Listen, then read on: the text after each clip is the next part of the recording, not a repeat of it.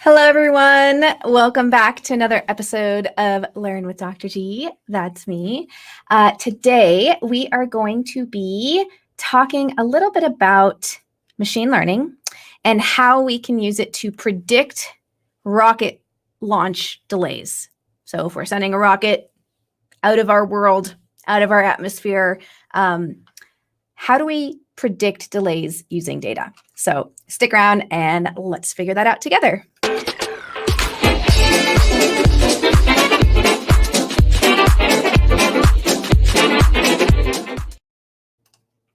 As always, I am in the chat on all of the platforms that I'm streaming on. So hello on YouTube to someone who just posted in the chat.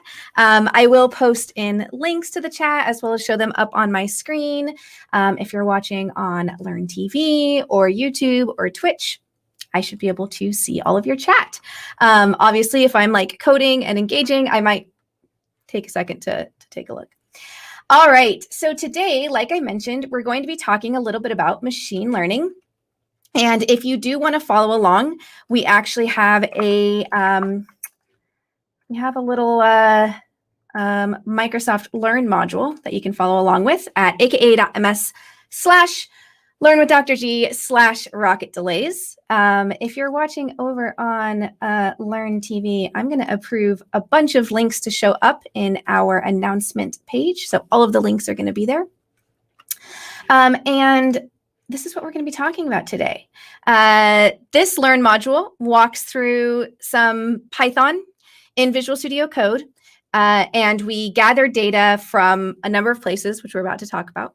And we use that data to see if we can predict whether or not a rocket will be delayed. The inspiration for this module was actually because we built this module around last summer. And while we were making it was when SpaceX did their first crewed mission. And if you remember SpaceX's crewed mission from summer of 2020, there was actually a delay by, I think, 2 days.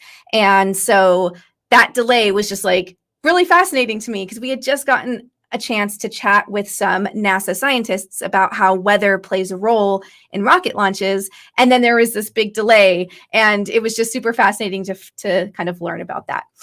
So that's part of where this comes from. If you do want to follow along, what you'll need is Visual Studio Code. And then inside of this data collection and manipulation module, we do have a place where you can download the data right here, this Excel file right there. So you can download that. And this area right here, setting up your local environment. This is where it'll walk you through installing Anaconda and all of that good stuff. So if you want to follow along, I encourage you to go check that out on the Learn module in the data and manipulation module of this learning path. Hello. I think someone's asking why we're doing Python after founder jobs Microsoft. I think they're asking like why at Microsoft are we doing Python? Python is a really, really powerful language for a number of applications, especially data science and machine learning. And even though you can use C#, and it also affords a lot of power and libraries and support, Python is still one of the leading languages. And so I like to use Python because I think that it's effective. Hello, White Hat Defender over on Twitter. Nice to see you. So let's chat a little bit about this today. We've got a little intro into rocket launches and weather. Oh, before we do chat, actually, I did want to mention, oops, I'm going backwards. Sorry. Don't forget our code of conduct here at Microsoft.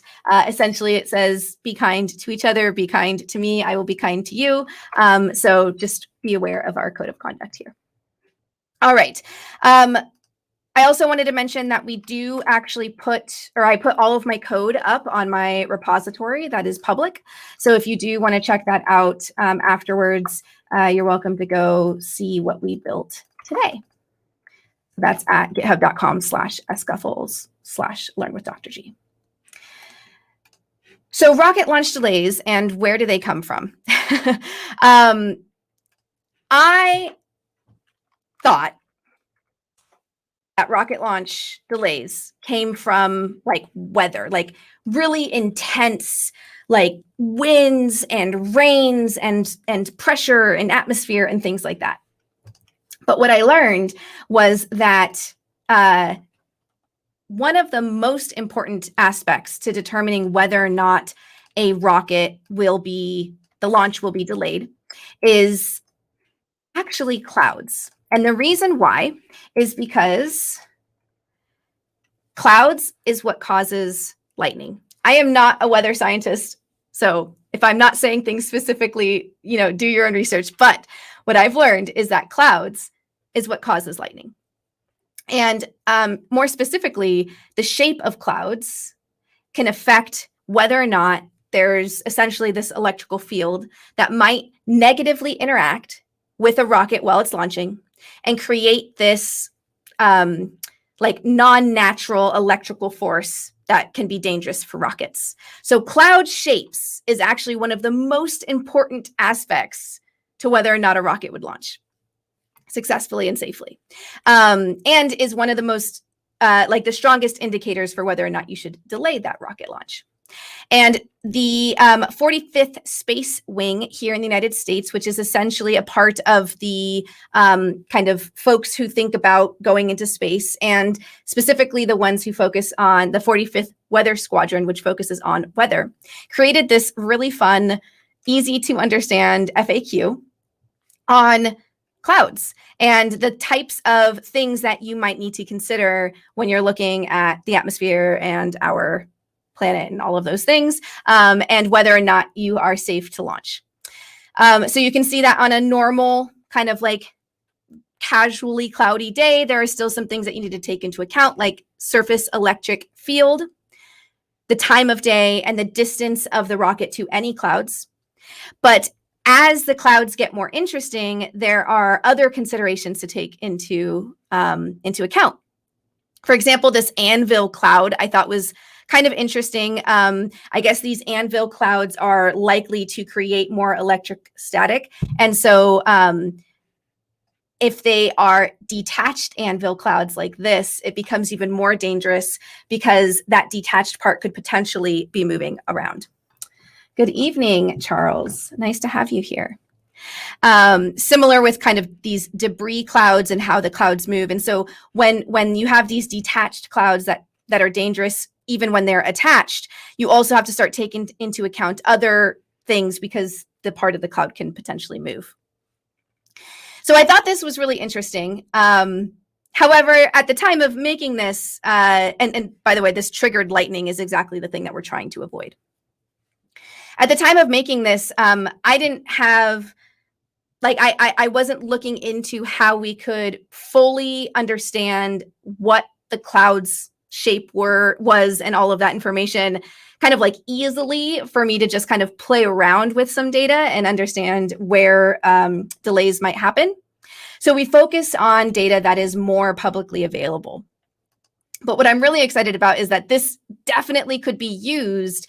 For example, if you did have like pictures of clouds and you had enough and you could train a machine learning model on the pictures of clouds and kind of do a live stream and kind of understand how that works. But what we can do is use some publicly available data.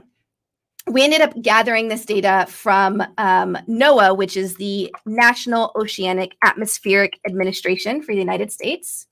And NOAA has a ton of information, and they partner with NASA to gather that information that is not only often publicly available, but also specifically around the launches. The launches for NASA ships often are in Florida, where there are a lot of different weather considerations. But we choose Florida for a number of reasons.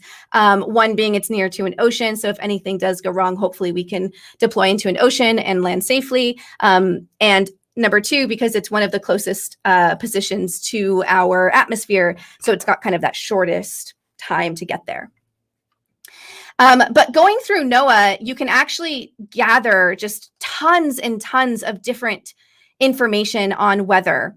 And so if you're interested in this and you want to check out more about like how we can understand weather and how it applies to different things like space launches or rocket launches, I encourage you to check out NOAA. So that's where we gathered the majority of our information. In addition to that, I did want to mention that NASA does have this place where you can gather data for free. That's just kind of publicly available. You know, the most important thing about data science and machine learning is the data, because whatever conclusions you come to are like exactly correlated to the data that you gathered. So understanding where you can gather this data, I feel like that's always the biggest mystery. Anytime I'm looking at tutorials or learn modules or just kind of like how-tos, it's like, oh, here's this data set, just use it. And I'm like, well, how did you know to gather that data? You know, where did that data even come from? So I always like to spend a little bit of time talking about that. So NASA has a bunch of data that you can access and not only just kind of download, but you can also use their APIs to be able to access it. All of this information is in the Learn module, so I encourage you to go check that out. But for example, here you can see this is just a bunch of different data. It looks like there was actually one that was just created today. Might be a test, as it's called testing again now. But we can see a bunch of different types of data here. And there are some with tags, for example, atmosphere. There are some with different categories like earth sciences or aerospace. And there are specific kind of data sets versus, you know, a lot of other information surrounding that data. Could you use Azure Synapse with IoT, a mix of sensors monitoring for pre-launch conditions? NASA uses similar tech. Yes, that is a great question. IoT devices and how they relate to launches. Yes, definitely. So NASA and NOAA and local weather stations, wherever they're launching, they all share some data around that specific day, you know, before, during, after, around all of the weather. And it includes some IoT devices, both on the ground, as well as things like weather balloons that are at different heights within our atmosphere to determine whether or not the conditions are safe. So 100% yes. And this project, like, got me super excited because I started to think about all of the ways that you could take what you learn about real rocket launches and the kind of considerations that they take into account there and apply it to other areas. I just like to think about, you know, building my own rocket in my backyard, or, you know, there's not that much space in my backyard, so I can go to my cousin's house in Alaska where there's a lot of space. What kind of weather considerations would I need to take into account there? And not just the weather that is publicly available, but also, like you just mentioned, what kind of IoT devices could I create that that gather the right kinds of data? So yes, definitely. And then finally, we also have some data, which is the launches and landings of pretty much every rocket launch kind of to come. And so this is what is happening in the future. And so while in this module, we took data from the past and the launches from the past to create our model, what you could then do is apply it to projections of weather, apply it to the days that we're hoping to launch something, and then you can start to see how that applies. All right, the launch schedule you can find on this link here. Yeah, NOAA is pretty great. NASA got hacked by an unsecured Raspberry Pi. Wow, I didn't hear about that. That is interesting. I'll have to read up on that one. Yeah, like I said, you can start to see, I know it's kind of hard to read, but you can start to see, for example, on February 18th is when we hope that Perseverance, the rover, will land on Mars, which is super exciting to have our rover back on Mars, and starting to see if Mars can be inhabited. So looking for habitable conditions, past microbial life, etc. you can just kind of read about all of the different missions that are happening. For example, there's a Boeing crew flight test happening no earlier than June. And yeah, just a ton of different launches that are happening in the future. You can even get information on how to see a launch up close and in person, which is kind of cool. When I'm safe to travel again, I think that would be kind of fun to go check out. How did they work these things out in the 90s? That is a really great question. You know, I think that I'm not a NASA scientist. I am not a rocket scientist, so I don't know for certain. But we do still have, like in the 90s, we still had folks who were able to relatively accurately predict weather, right? So we still understand weather patterns. We still understood, you know, what we would expect in different seasons. And again, we can start to understand how different weather conditions might affect a launch. And specifically, when we start to look at things like these. Oops, there we go. When we start to look at the electrical field, that is really one of the most concerning parts about launching a rocket, right? And the electrical field, while much bigger and the stakes are much higher when you are actually launching, especially a crewed rocket in, you know, out of our world, out of our atmosphere, you can actually start to do simulations of this, or, you know, like smaller versions of this in labs and, you know, things like that.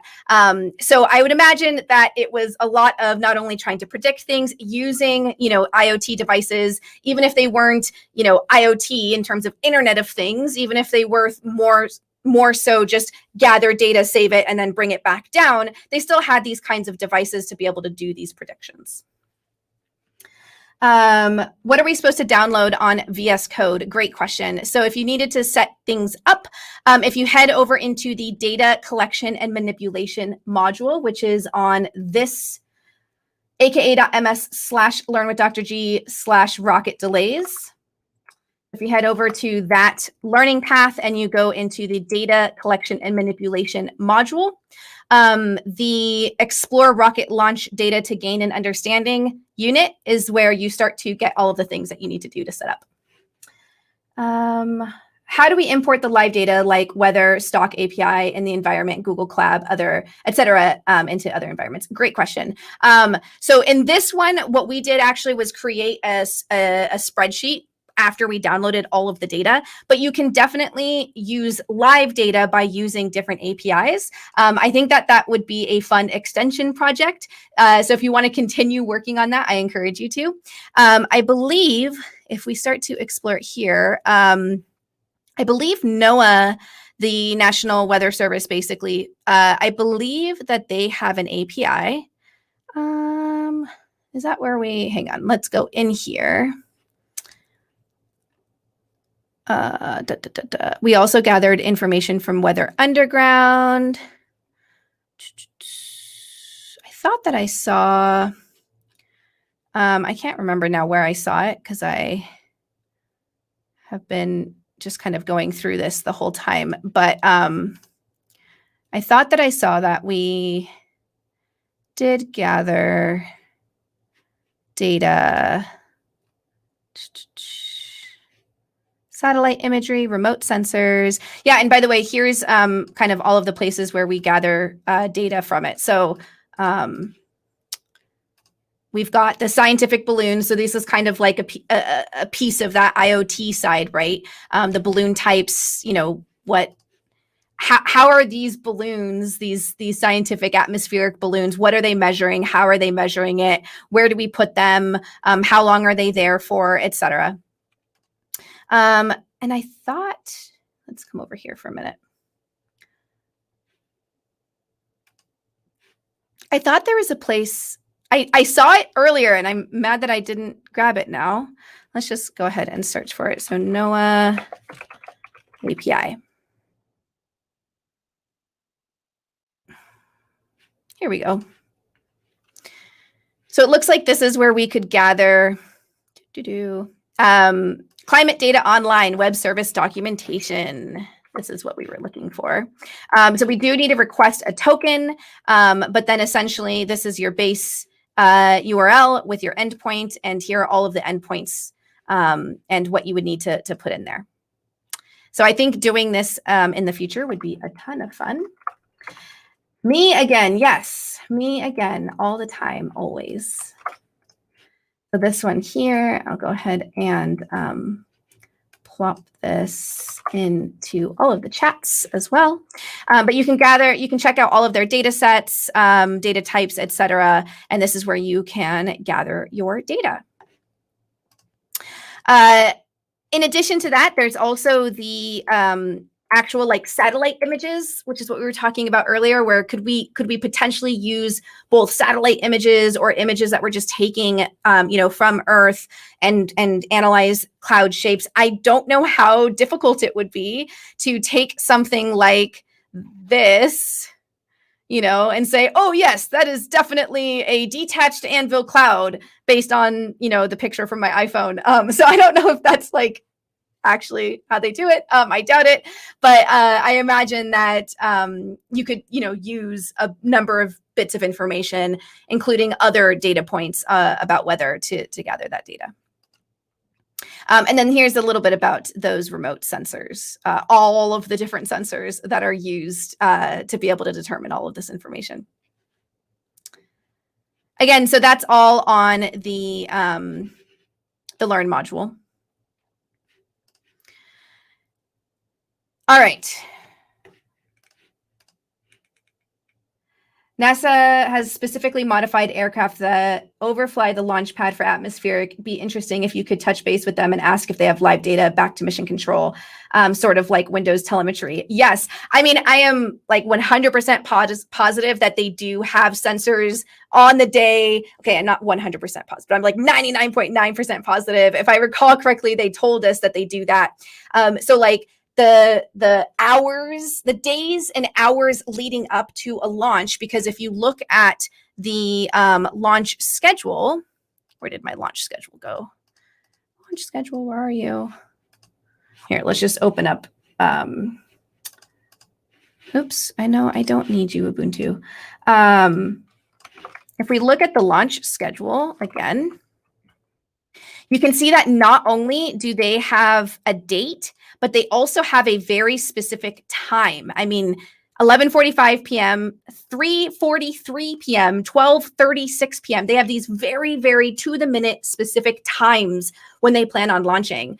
So we did actually get a chance to chat with some of the scientists who calculate whether or not it is safe enough to launch. And that's why, if you recall back in May 2020, when the SpaceX rocket was delayed, I mean, the astronauts were already in the rocket. They were like literally about to do a countdown, and the weather was just a little iffy. And then they decided to cut it right before they were going to launch.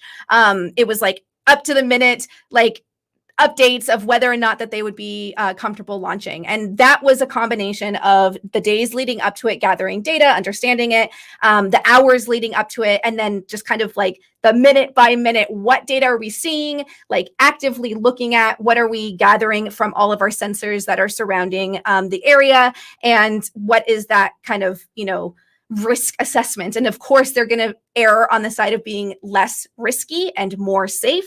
But that minute to minute, because as we know, weather can change drastically in a matter of, minutes or hours. I don't know about you, but there have been times when it's literally been hailing at my house. So, like ice falling from the sky. And then in a matter of 15 minutes, it's like clear skies. And so they don't want to call something too soon, but they also don't want to launch something assuming that it's going to happen.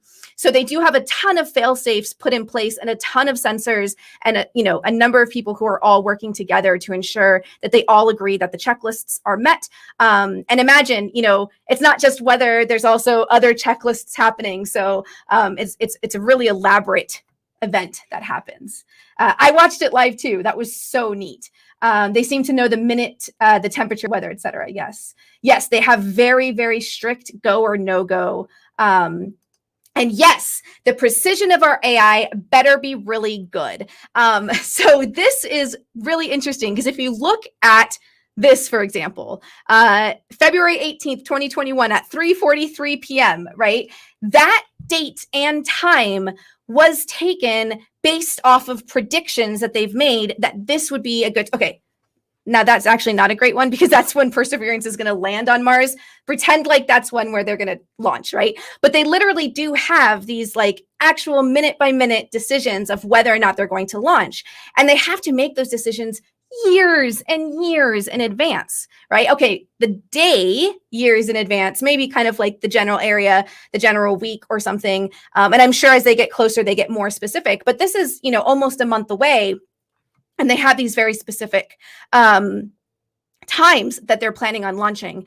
And the reason, so yes, our AI needs to be able to accurately predict that as much as possible. Because of course we can slightly move it, but remember, there still are like other things happening in the sky. There still are airplanes. There still are, you know, just people like flying their own airplanes, not necessarily commercial airplanes.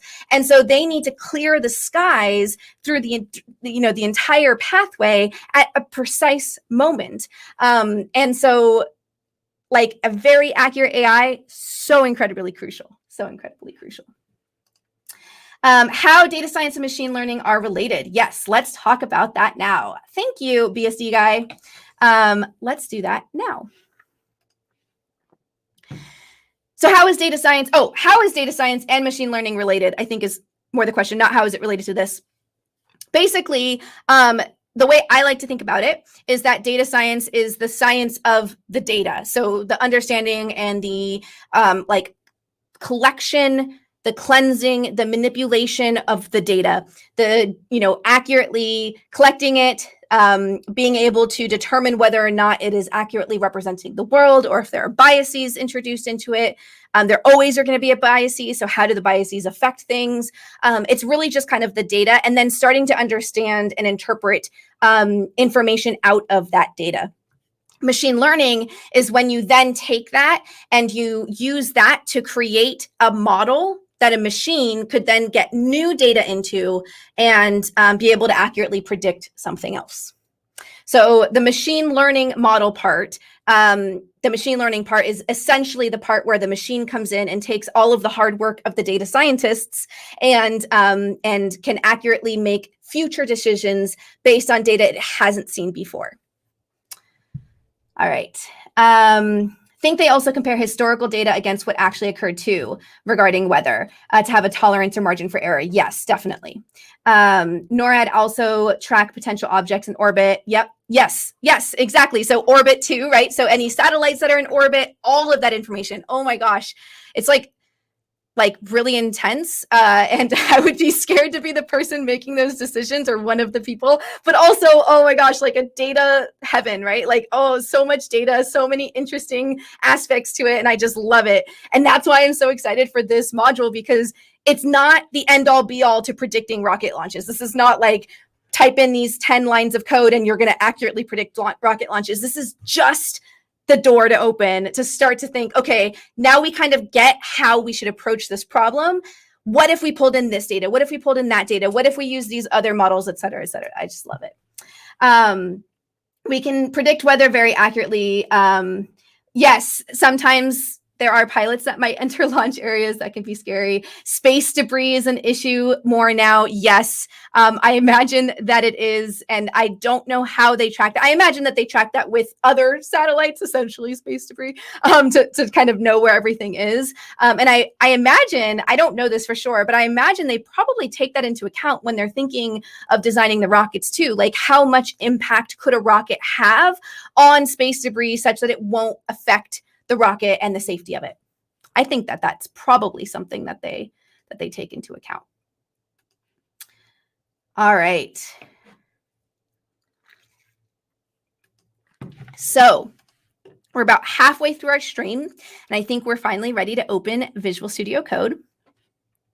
And what I'd like to do is walk you through the code that I've already kind of copied and pasted in, but I want to talk about what it is because oftentimes when we come into things like learn modules, we can begin to just kind of glaze over them, kind of click continue, read through it. And I want to encourage you to stop and think about what you're reading, what you're engaging with, and how, again, you could potentially take that and change it slightly. So we're going to talk through that.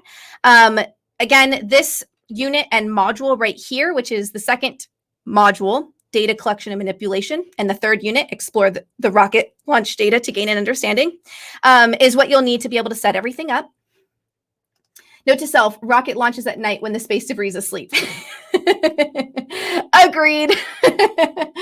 The U.S. Air Force fly a combat air patrol over the launch area at different heights, both defense and observation. Ah, very cool. Satellite tracking the launch as observation. Yes, I believe that they do. And don't apologize for questions. Please continue to ask them. They do not bother me at all. That's the point of doing this live. Otherwise, I just pre-record it. Perfect. So let's go ahead and explore this. I did get, and for some reason, my tabbing hasn't been working. I don't know what's going on. So let me just pull this here. Okay, there we go. So what I've done so far is I do have Visual Studio Code downloaded.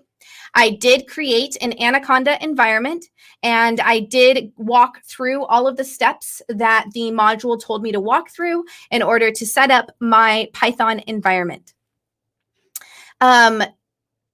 Next, I did download the data set. It's an Excel doc, which isn't displayable here, but we are going to use this function here to be able to read that Excel doc in.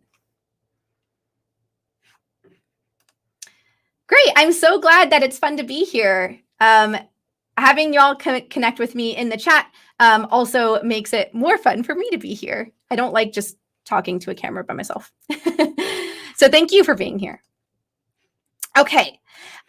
So the first thing that we always need to do is just import all of the libraries that we're going to need for this module. So there's, kind of the typicals whenever we're doing anything data science related are Pandas and NumPy. If you haven't explored those before, I encourage you to check them out. If you just type in search Python Pandas or Python NumPy, you'll find their documentation. Basically, Pandas helps us to handle tabular data. I always want to say tubular and then pretend like I'm in the 80s, tubular. And then NumPy is used for handling numerical series like addition, multiplication, etc. Yes, I love the idea of them promoting these things on NASA Kids page and such. Yes, I agree. We also are using scikit-learn. Scikit-learn is a library that is often used for data science and machine learning because it has a ton of machine learning models that have been pre-built that we can then train with our own data instead of having to make our own machine learning model or machine learning algorithm. So we definitely use those. And they also have kind of the bits and pieces that help us to determine how we can split our data into training data and testing data, which we'll talk about in a second. In this case, we decided to use the decision tree classifier. How did we decide that? Well, let's talk about that for a second. If you head over to, let me plop this one up onto here. This is the machine learning algorithm cheat sheet.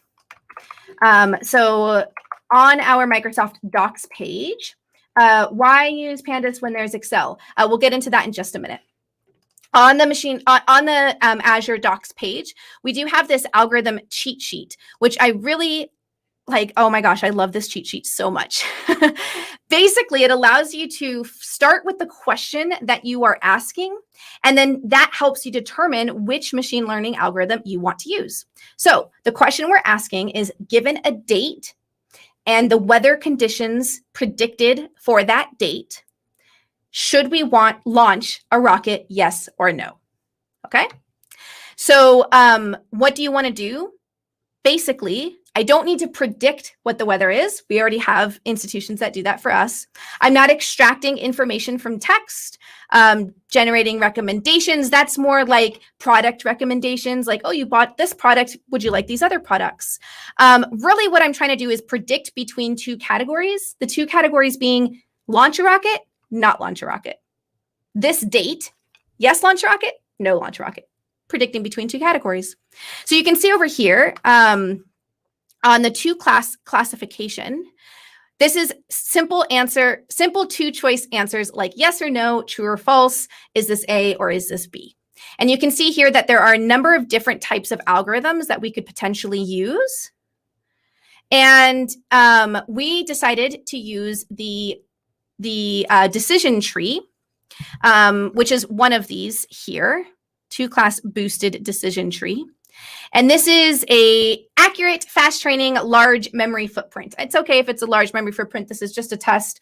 We're just kind of playing around with this right now. But we do want it to be accurate and fast training because we might be updating information often. So yeah, if you haven't checked out this cheat sheet, I encourage you to. Have I checked out the Streamlit framework? It's revolutionizing the way we create apps with Python, and it's amazing. No, but I'm going to add that to my list of things to check out after the stream. I know, cheat sheets are amazing. Hello, Harold. Nice to see you. All right, so we decided to go with a decision tree.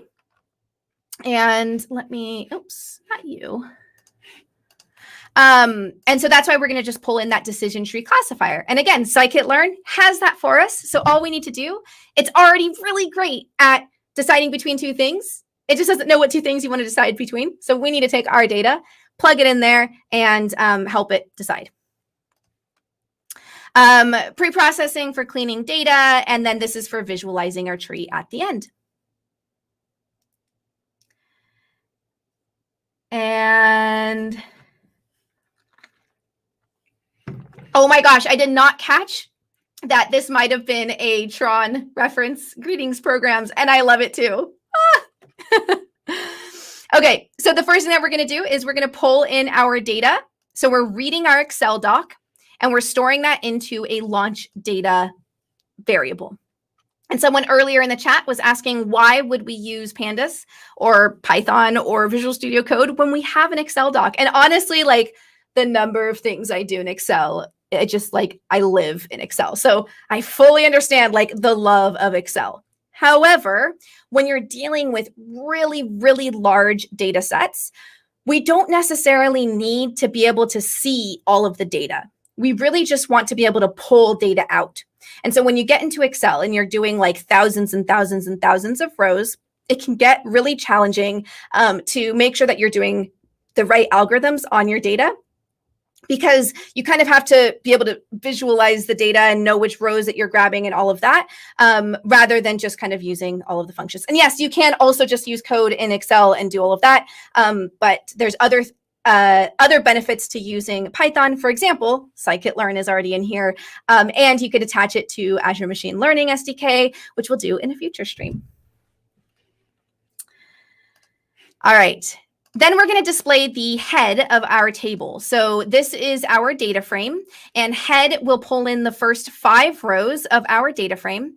And we can see here that the first 5 rows have a name, a date, time, et cetera, et cetera, et cetera, et cetera. And if we did pull up our downloaded data in Excel, we can actually see that that is the same information. We do have 301 rows. That's the same information we have here. So name, date, time, location. Sometimes we do have values and sometimes we don't. So we can see nan, not a number, on the places where those cells in Excel would be empty. And if we take a look at what this data is showing us, basically we have a launch of the Pioneer 3 that happened on December 6th, 1958 at 1:45 a.m. from Cape Canaveral. It was an uncrewed launch. It did launch, and then we have all of the weather data related to that day. That includes things like conditions, day length, sea level pressure, temperature at launch time, etc. in addition to that launch, we also have the 2 days before that launch and the 2 days after that launch. The 2 days before and the 2 days after don't have any data about the name or the time or whether it was crewed or uncrewed, whether it launched or not, or things like temperature at launch time, because there wasn't a launch those days. Why Excel? Why not Power BI, Power Apps, Power Automate, faster, more efficient to code? Yes. Those other tools like Power BI and Power Apps, yes, definitely. The reason why we downloaded these into Excel is because a lot of the places where we found the data was already in Excel. So we just downloaded it because we knew we were going to use it inside of Visual Studio Code with Python. We can see that we've got all of our launch columns here. So this is all of the data that we have. Again, information first about the launches themselves, and then information about the weather for that day.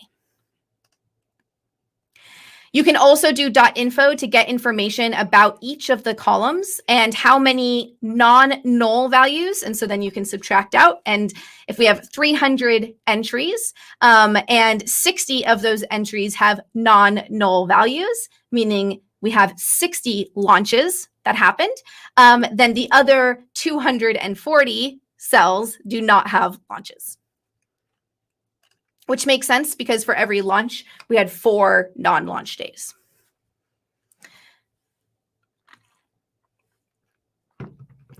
We can see that this isn't exactly true because, for example, we did have that one non-launch, which was SpaceX in May of 2020. So there wasn't actually a time because it didn't actually launch. From here, we're going to do some data cleansing. And in this case, the data cleansing that we're going to do is handling missing values. So again, there are some some columns that have missing values. If launched has a missing value, then we want to replace that missing value with an N for no. So if you're going through the entire launched column, in our launch data, you're going to fill the NA or null or not a number values with N. And we want to do this in place, meaning that we just want to change that exact data entry, not create it like a copy of it. For crewed or uncrewed, we're just going to fill that with uncrewed. For wind direction, we're going to fill that with unknown. And for condition, we're going to fill that with fair. If we look up on condition, I don't think that there were too many that were missing, 298 non-null out of 300, which means there were only 2 entries that were missing. What we could have done is taken the average of, like or maybe like the mode of that column and replaced it with that. In this case, we decided, you know what, the likelihood is probably it's just fair. Condition wasn't super indicative in this case. So we're just going to go ahead and do fair. And then for anything else that we're missing, we're going to replace it with a 0. So NASA could actually build a simulator using both historical and future planned data for launches to simulate conditions and parameters. Yes, definitely. And I guarantee they have something like that. It's not this, but they definitely do. How about syncing Excel VBA with Python? Yes, that would be so much fun. Why, if we are more users in Twitch than YouTube, you receive more questions from YouTube?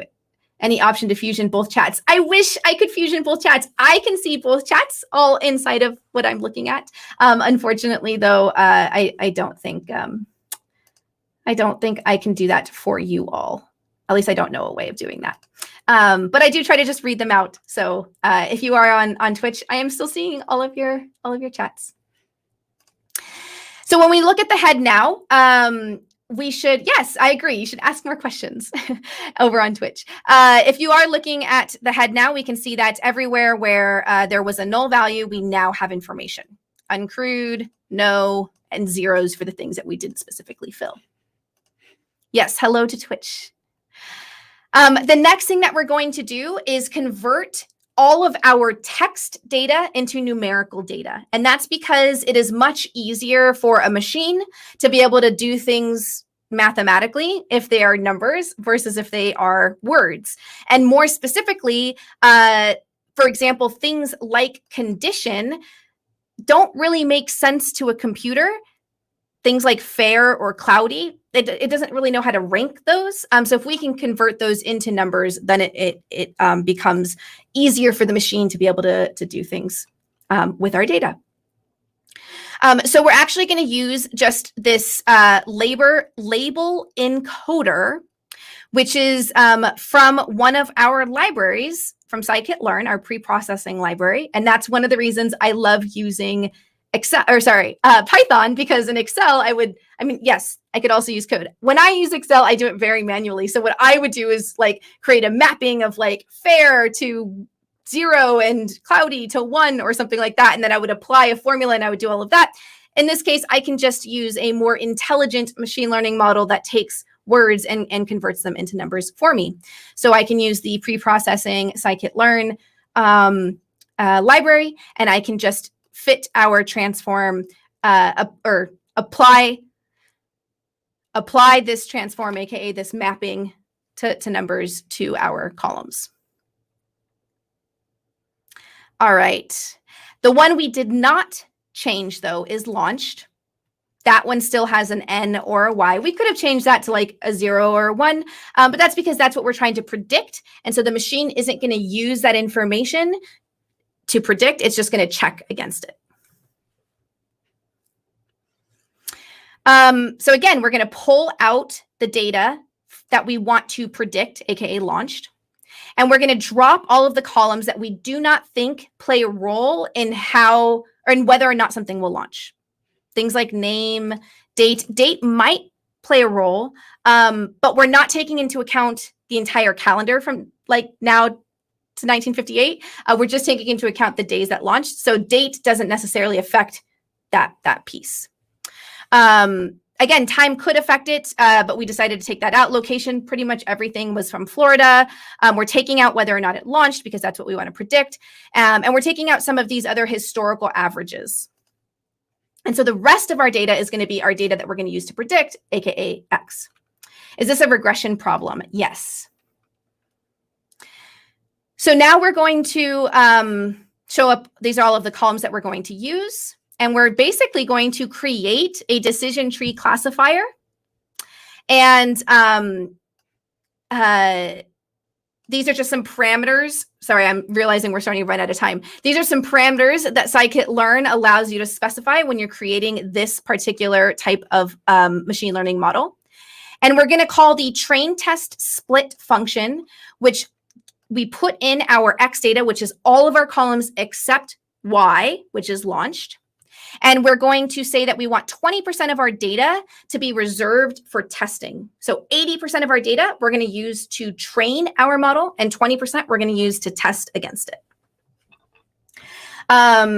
Yes, hello to Argentina. Mi mamá es de Uruguay. So hola, ¿cómo estás? Yes, you can actually find this to download. You can head over to my the learning path, which is at aka.ms/learnwithdrg/rocket delays. And that'll help you walk through it. But also, I will be, right after the stream, committing all of my code to my GitHub repo, which is just this right here, github.com/sguthels/learnwithdrg. All right. Hello to Barcelona. Hello, how are you? Hola, ¿cómo estás? It must be black or white answers. Expect a percentage of success. Yes, exactly. It'll be yes or no answers to whether we can launch or not. So we're going to split all of our data. Now we have our input data split into X train and X test. So 80% of our data is in here, 20% in here, and Y train and Y test, 80% here, 20% here.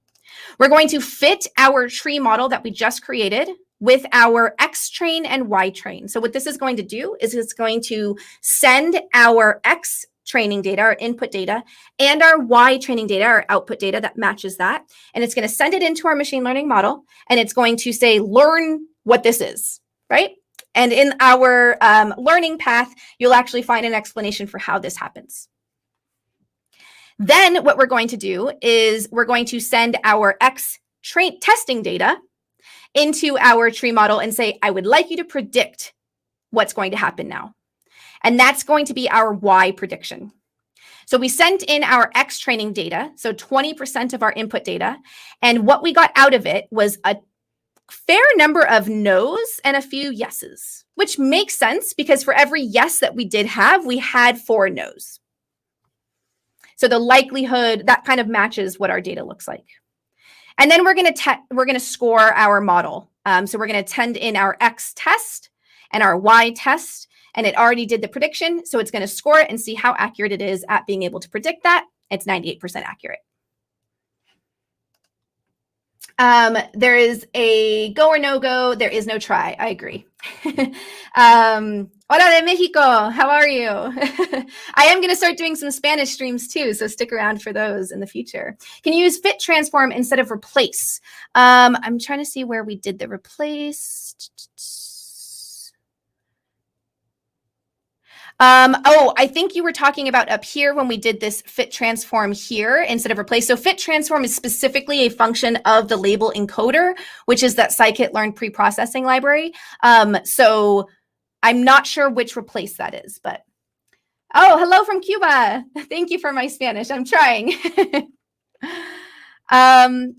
Perfect. And then we're going to actually be able to visualize here, and we actually walk through kind of what this visualization means in the module. We've only got a few minutes left, so I'm going to try to go a little bit faster because then what we can do is we can actually grab we can actually put in some new data, some new input data.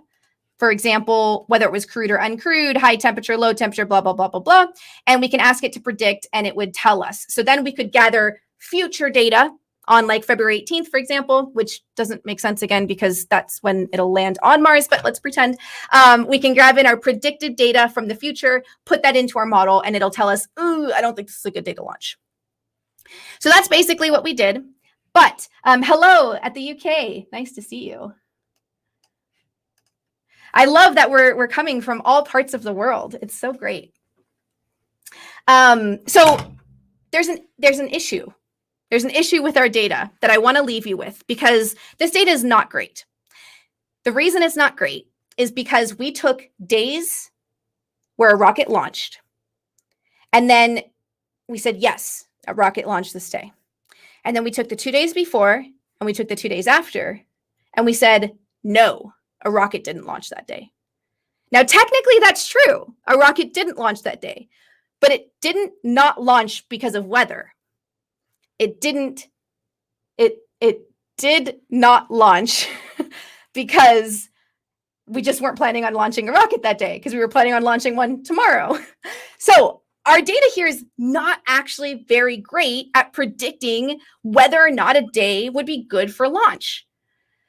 Now, there aren't that many launches that were, delayed due to weather. So the fact that we don't have a ton of that data to determine whether or not a rocket launch would have launched based on weather, that makes it tricky, right? We told this beautiful story of like how we gathered data and where it's coming from and IoT devices and all that, but it's not actually great data. And that's one of the biggest takeaways of this is just the start. Like this is just kind of an understanding of how we would go through the process, but we do have an issue with our data. So in future modules that we're going to launch, we're actually going to address this issue.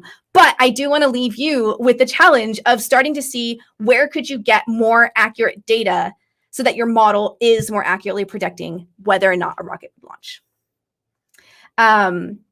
Do decision trees give you the best accuracy? Decision trees are going to be accurate, but not necessarily the best. There are a lot of pros and cons to a lot of different models. And yes, we created a bias in the data. Exactly. Hello at Costa Rica. Nice to see you. Yeah, so a lot to consider here. I'm going to put this up as we kind of finish our conversation here because this is our survey that just takes a couple of seconds to fill out. And I would love it if you did because it helps me to know whether or not this is the type of content you want to see. So if it is, please let me know. And if it isn't, please let me know. But yeah, so how might we actually gather better data and not create a bias in our data and have a more accurate model? And I think that that is just like super exciting, and I want to do more. And I'm excited that we are going to have future modules on that, and also just like let's go explore it together. So if you do try to explore that and come up with a much better solution than what I have created here, please let me know. Even if it's not better, even if it's like a horrible like accuracy or score, but it's like not biased data, let me know. I'm at Dr. Guthels on Twitter, #LearnWithDrG. And I want to see how you take these ideas and explore them, even if it's not related to rocket launches, if instead it was, related to road closures in your local area, or, flight delays or whatever it might be. I want to know how you do a better job at this. Desde Bogato, hello, saludos. Compare the NASA launch to other space agencies. Yes, go or no go. I love that. I love that. Compare NASA launches to other space agencies and then the weather in their respective locations, and see if there's any difference in whether or not they decided to delay it. I think that's super interesting. Will the rocket launch fail if we launch on rainy days? Hi, at Sri Lanka. Nice to see you. What I learned is it's not necessarily the rain. It's the concern, the risk around lightning. So rain in and of itself is not necessarily the issue, but the clouds and whether or not they are likely to produce lightning, that's going to be the challenge. All right. That's what we have for today. Thank you so much for joining me. Thank you so much for engaging so much in the chat. It is so much more fun when y'all are here. I don't like sitting here by myself. What % of launches did not succeed because of weather, excluding delayed launches? I'm not sure. I don't have that data offhand. Hello from Seoul. Nice to see you. I'm not sure about that one, but we should look into that. So thank you so much, and I hope to see you on my next stream. I stream every Tuesday at the same time, which for me in Pacific time is 3 p.m. So thank you so much for joining me today. Thank you for engaging in the chat. I hope to see you out on Twitter, and I hope to see what you're learning and having fun with. And until next time, I hope you all have a wonderful day. Bye, everyone.